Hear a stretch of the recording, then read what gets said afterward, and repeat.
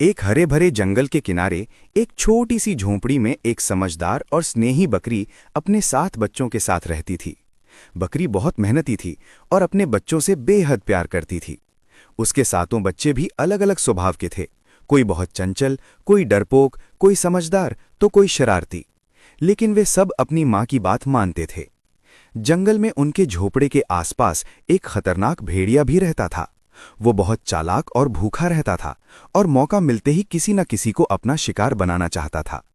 बकरी को भेड़िए की चालाकी और क्रूरता का अच्छी तरह पता था, इसलिए वो हमेशा अपने बच्चों को सावधान रहने की सीख देती रहती थी। एक दिन बकरी को खाने की तलाश में जंगल जाना पड़ा। जाने से पहले उसने अपने 7 बच्चों को अपने पास बुलाया और प्यार से समझाया, बच्चों, मैं जंगल में खाने के लिए जा रही हूं। जब तक मैं वापस ना आ जाऊं दरवाजा मत खोलना। भेड़िया बहुत चालाक है, वो मेरी आवाज की नकल कर सकता है, लेकिन तुम उसे उसकी भारी आवाज और काले पंजों से पहचान लेना। 7 बच्चों ने एक साथ कहा, हाँ माँ, हम दरवाजा नहीं खोलेंगे। बकरी निश्चिंत होकर जंगल की ओर चली गई।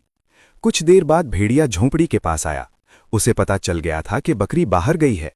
उसने दरवाजे पर दस्तक दी और मीठी आवाज में बोला, मेरे प्यारे बच्चों, दरवाजा खोलो, मैं तुम्हारी माँ हूं, तुम्हारे लिए स्वादिष्ट खाना लाई हूं। अंदर बैठे बच्चों को शक हुआ। सबसे बड़े बच्चे ने कहा, अगर तुम हमारी माँ हो तो अपने पंजे दिखाओ। भेड़िए ने जैसे ही अपने काले और खुरदुरे पंजे खिड़की के नीचे दिखाए, बच्चे चिल्ला उठे, नहीं, तुम हमारी माँ नहीं हो, हमारी माँ के पंजे सफेद हैं। भेड़िया गुस्से में दांत पीसता हुआ वहां से चला गया। लेकिन भेड़िया हार मानने वालों में से नहीं था। उसने सोचा, अगर पंजे सफेद हो जाएं तो बच्चे धोखा खा जाएंगे। वो आटे की दुकान पर गया और अपने पंजों को सफेद आटे से ढक लिया।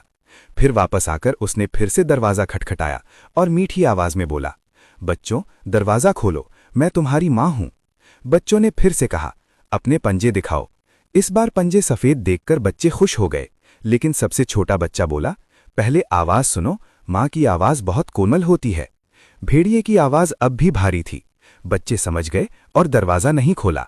भेड़िया और भी गुस्से में आ गया। उसने सोचा, अब मुझे अपनी आवाज बदलनी होगी। वो एक व्यापारी के पास गया और चौक खाकर अपनी आवाज पतली कर ली। फिर तीसरी बार दरवाजे पर गया, मेरे प्यारे बच्चों, दरवाजा खोलो, मैं तुम्हारी माँ हूं। अब आवाज भी माँ जैसी लग रही थी और पंजे भी सफेद थे।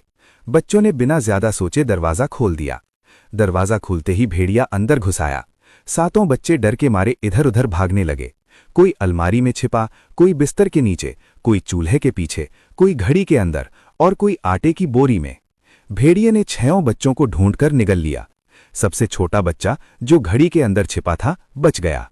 भेड़िया पेट भरकर वहीं सो गया और बाद में जंगल की ओर चला गया। कुछ समय बाद माँ बकरी वापस लौटी। झोपड़ी में सन्नाटा था और दरवाजा खुला पड़ा था। उसने घबराकर बच्चों को पुकारा। तभी घड़ी से सबसे छोटा बच्चा बाहर आया और रोते हुए सारी बात बता दी। बकरी को बहुत दुख हुआ, लेकिन वो हिम्मत वाली थी। उसने कहा, घबराओ मत, मैं तुम्हारे भाइयों को बचाऊंगी। वे दोनों भेड़िए के पीछे पीछे जंगल में गए। भेड़िया एक पेड़ के नीचे गहरी नींद में खर्राटे भर रहा था।